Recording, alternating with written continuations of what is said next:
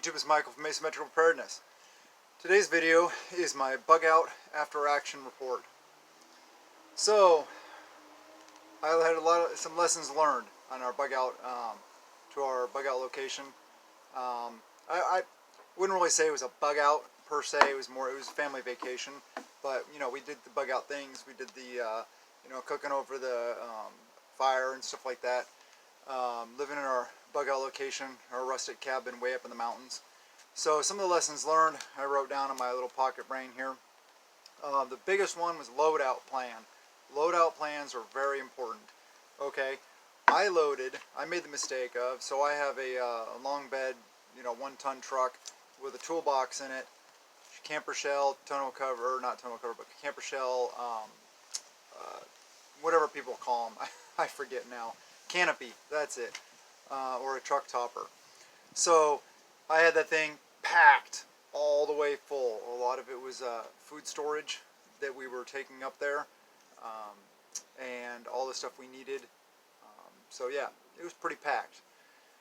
I'm really good at packing things in nice and tight, getting everything to fit. So I had it packed in really tight. And my biggest lesson learned was where was my chainsaw for clearing trees off the road, because like I said, extremely remote. Fire ripped through there, and a lot of the trees were burnt, had fallen over the road, so we had to clear the road. Where was my chainsaw? Up under everything. Where was my chainsaw fuel? I forgot that totally. That was my biggest fail. Where's my tow strap to pull the trees off the road? In the toolbox, underneath everything. Where was my axe? In the toolbox, underneath everything. Big fail on my part. So hopefully you guys learn from that. So anyway, I already told the story about clearing the road and getting the stuff. And so plan your load appropriately is a big thing. Make sure that your long-term food storage and stuff like that can be at the back. Then you want to have like some rations and some shorter-term food, for like a couple days at least, day or two, up close to being able to get to be reached. Same with tactical gear, magazines, ammo, stuff like that, up close, weapons. Hopefully you have some in the cab with you too. Extraction tools like high lift jacks if your vehicle gets stuck, tow straps, come-alongs, axes, chainsaws, that kind of stuff, readily accessible. Water, of course, readily accessible. Your cooler with your, that kind of stuff in it, readily accessible, of course. So yeah, those are some of the things. Plan your load accordingly. Make sure you have your stuff loaded up properly so you can get to what you need when you need it. Cooking temperatures we have a gas stove, but you can adjust the temperature. And it wasn't a huge deal. Obviously, I'm used to cooking over fires and stuff like that. It's just a lesson learned. I had due to the fire danger, we couldn't have a open fire. We didn't want to have an open fire in the fire pit, so we used just a little Coleman grill with charcoal and cooked over that. Had a really nice hot bed of coals. It had this little cast iron griddle sitting on it, cooking up some turkey bacon, and it was getting really hot, and so I was like, oh, hey, it's just a good idea. I'll take another. It was a cast iron. It's a thinner pan. It can be used as a lid or as like a griddle. So I slid that underneath the griddle, so it provided a little bit of heat clearance, and then put my griddle on top. Worked beautiful. That's a lesson learned. I don't know if I've done that before. I might have done that before. I'm not sure. But gloves is another one. Gloves, use them.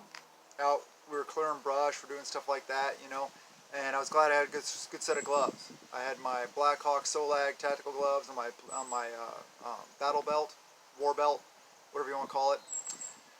So yeah, those are leather, palm gloves, really good. I've used them for work gloves, I've used them for tactical gloves, I've used them for everything, climbing, all kinds of things. So those are really good gloves. My son had some good quality work gloves.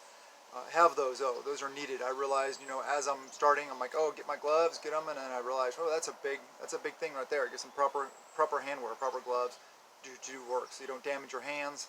Especially in a grid down scenario, SHTF scenario, whatever. You don't want to get cuts, you don't want to get infected, you don't want to get all this stuff. You got to be extra careful. So, cooking takes longer and more difficult. Takes longer and is more difficult because multi-burner stoves in our house. You have 2 pans going at the same time, stuff like that. Although I primarily make one-pan meals, But it just takes longer. Getting the fire set up, getting it all started, stuff like that. Cleaning up afterwards takes longer because you just, cleaning, no running water. We don't have running water there, so things take longer. Yeah, cleaning dishes without running water is much more challenging. Put the water in there, soap it, and stuff like that. You can still have a dish pan. You can still have warm water, heat it over the fire or whatever. But yeah, make sure, and sanitation is important. So make sure you're doing that. Make sure you're cleaning dishes properly and stuff. Division of labor is important because things take longer, things are more difficult. So make sure you have different people capable of doing different things. That's why one person can't be doing everything. One person can't be the only one with the knowledge of what you're doing. So division of labor is important. Yeah, I already covered vehicle extraction tools if you get stuck. High lift jack, winch, come along, tow straps, stuff like that. Because if you're rural, if dirt roads, whatever, you don't know what the road conditions are. There may be holes, there may be mud, snow, whatever, just really deep sand, silty, stuff like that. So you need to be able to get your vehicle out if you get stuck. Think about that. That's pretty important. And obviously you have a four-wheel drive. Hopefully you have a four-wheel drive as your bug-out vehicle, or at least a vehicle in your household. High ground clearance, preferably pickup truck, SUV, something like that. How to keep food cold when you're out like that, and I'm talking mainly camping. For the weekend. You can SHF scenario. You're gonna have to come up. We're gonna have to come up with other ideas like burying stuff. Root cellars, cold cellars, stuff like that. There's a lot of different ways. Or you're just going to have to make do. You're going to have to dehydrate, dry out food, stuff like that as you use them. And only make food as you use it because it won't last as long. But for the sake of this situation here, we had a cooler block ice. Because block ice melts so much less quickly than crushed ice or cubed ice. So crushed ice or block ice keep your food colder longer. Let me see. Good quality cooler with block ice, not crushed. Yeah. Oh, leaving water stores where it freezes, aka our cabin. In the wintertime, lots of snow, lots of freezing temperatures. We wintered over, and one time I remember looking at the temperature gauge was negative 18 degrees, which I know for some people that's not that cold. For me, used to being here in Western Washington and stuff, that's pretty cold. So. It gets cold, so our cabin's very well insulated, but it's still going to get cold. So some of our water storage broke one time years back, and it was just some water bottles. A couple of them broke, and I thought, that's bad. We don't want water seeping into our floors, damaging the floors of our cabin. So what we do now is we get those big plastic totes, put the waters in there. So if they burst, so what? It just goes in the tote. Or buckets, something like that, something waterproof. Oh yeah. Lesson learned. We hadn't cleaned the chimney in a while, and we really didn't want to. I didn't want to go through the process of getting out the chimney sweep and sweeping cleaning the chimney. So, and one of the mornings we woke up was cold, and I didn't really think about it. It was August, seriously. So we just had to deal with cold for a little bit because we didn't want to start a fire in the wood stove because of we hadn't cleaned the chimney. I hadn't inspected it. So that's something you got to keep up on. If you're burning wood at your house, make sure you do that. Before the season starts, before you start using your wood stove, inspect it, have it cleaned, or clean it yourself. I prefer clean it yourself because then you learn how to do it, and you have the tools necessary and required to do it yourself, because you're going to be relying on that a lot more in a SHTF scenario. And there's different things. Are you going to burn wood and have the smoke and the smell and everything go out into the thing so people can see and attract people, or not? That's all situation dependent, whether or not you're going to do that. Same with cooking at our bug out location. Somebody made a comment, "Oh my God, you cooked at your bug out location. I can't believe it. You're going to be dead." No, that's not the case. First of all, where our bug out location is, there's nobody even close to distance away from us that could smell anything at our cabin. I don't care what it is. There's nobody's going to smell anything at our cabin. Okay, and there's not always going to be roving bands of bad guys right there on your property, right on top of you.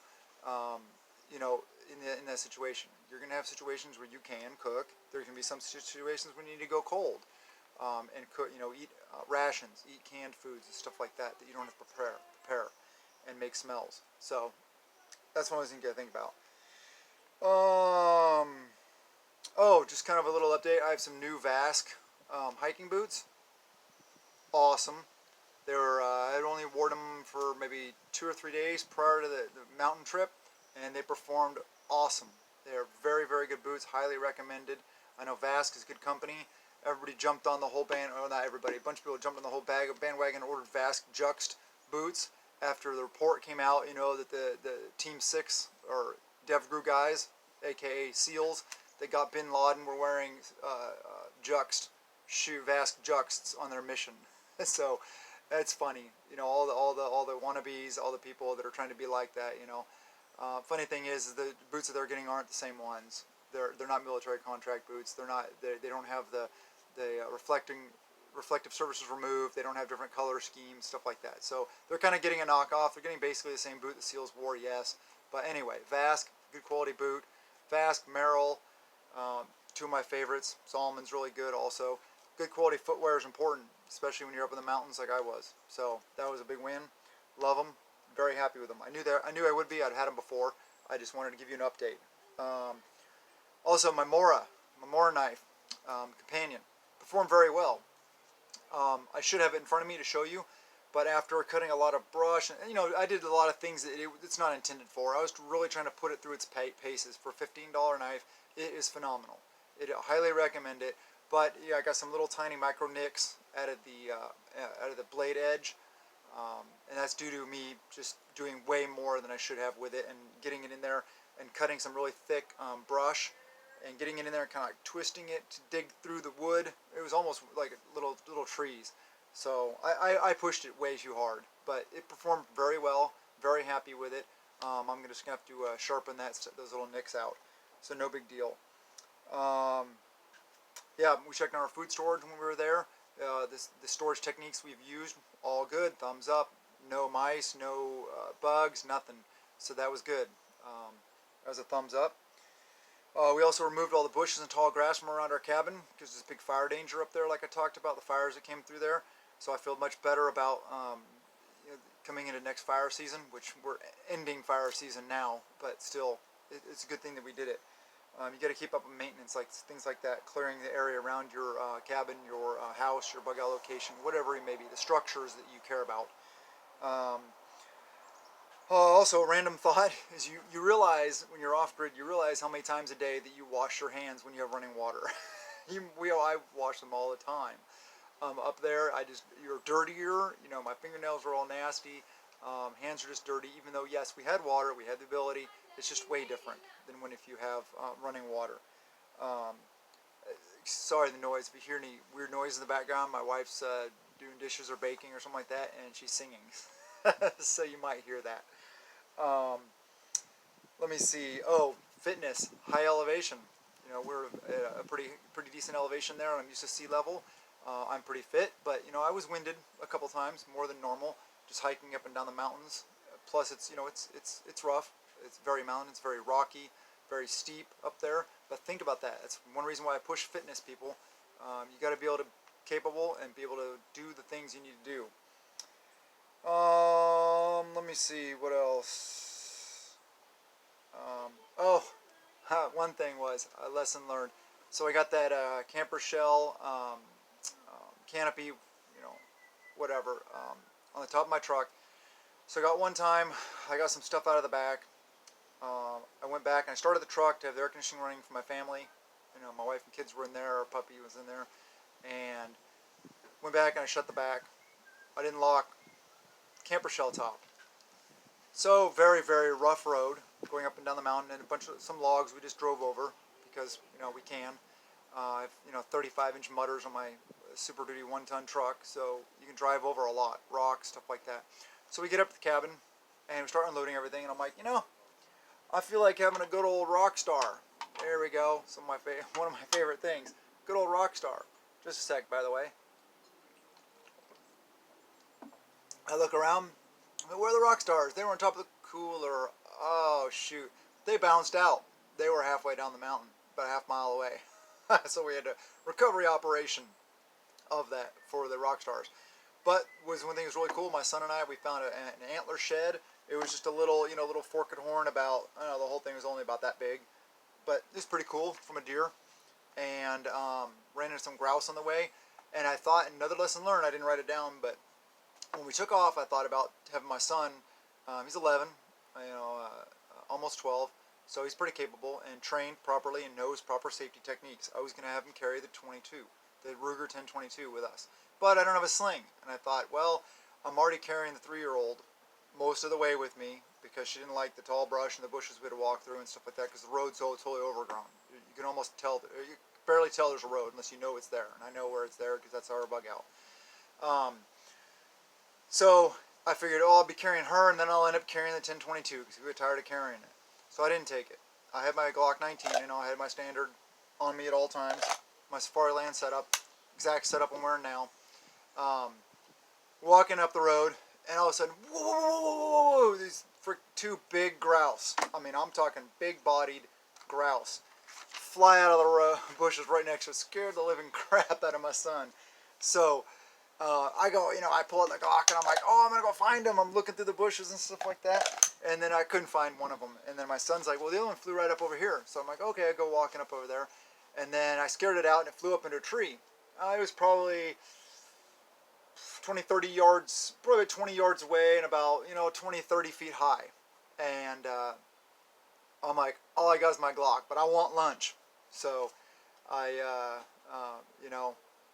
didn't get it. All said and done, I didn't get it. Scared it off, though, before I hit it, and it flew away. So we didn't get lunch. But if we had the 1022, we would have had lunch. And yes, I have proper permits for it. For hunting and for getting grouse. So let me see. One thing I noticed is eyes adjusting. So I live here in Western Washington. As you see behind me, it's really dense. There's some places where you can see long distances and stuff like that, but nothing like up at the cabin. And every time I go up there, I notice that it's really hard for me to adjust. Plus, there's so much to take in. My brain has to adjust to processing that much data at one time. So it takes about a day, day and a half, something like that for your brain. And then about a day into it, I realized, oh, hey, I'm able to process everything much better. So realize that and give yourself time to adjust if you're adjusting environments like that. If you're going from like long distance to short distance, it may not be as applicable because you're used to short distance inside your house and stuff like that anyway, so your eyes may adjust. But if you're going somewhere that's, you're always looking at things up close, like in a city and stuff like that, and you never get out, whenever you go out, you'll notice it's difficult. Your brain and your eyes have to adjust. So that's kind of just a random thought. But with that said, simple living, 2 thumbs up, awesome. I loved it. We were totally off grid, way back in the middle of nowhere, and it was a lot of fun. Some lessons learned, a lot of enjoyment, peace and quiet, beautiful sunsets. Whole top of a mountain, and it's just gorgeous. So yeah, I encourage you guys to do the things. We learned some things. We had a lot of fun practicing our bug out because we're doing the things. I don't just talk here on YouTube, I do the things. And I learn my lessons, and I humble myself when I make mistakes. So we have to do that. We have to be humble, but we have to realize that none of us are perfect. I'm not any better than you. I'm not any better than anybody else. I'm better at some things, and you're better than me at some things. But just be a humble person, love God, and please, if you like my videos, subscribe, hit the like button, do the things, make comments, share the videos, please. Like I always say, the algorithm hates me. So any help I can get, more word we can get out there to touch more people's lives and make a difference, the better. So I love you guys. I pray for you all the time, and blessings to you and yours.